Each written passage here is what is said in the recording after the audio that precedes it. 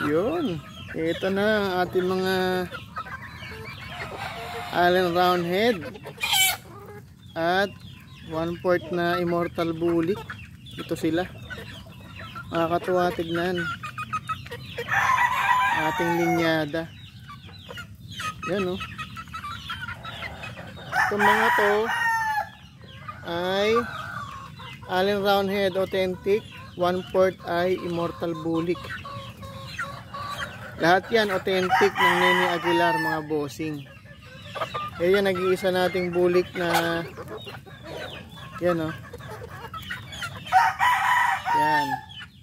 Ito nag-iisa nating bulik na lalaki sa side ng Allen Roundhead. Yan. Tapos meron tayong bulik din na immortal naka-cross sa B-boy bulik. Mamaya papakita ko sa inyo.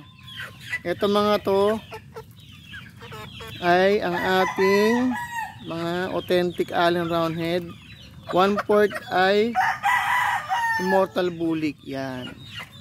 So magpapapuro tayo ng Allen Roundhead. Yan.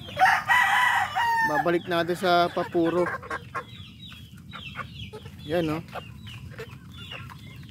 Pero ito pure yan. Pure Allen Roundhead yan. Yan, siya lang na yung iba. Pero ito yan. May karga na ng ano yan, immortal bulik. Ang gaganda ng sukat. Kitang-kita yung mga sukat nila. Gaganda. Yan. O yan, mga bossing. Yan, medyo humupa na yung ulan kaya ito lang sila, magdamag sila dito. Uulan na sila magdamag, pero sa araw pag uulan dito sila sa ilalim. O yan, oh. Walang mga sipon, nakakatuwa. Yan, 1 linggo na nag-uulan, ha.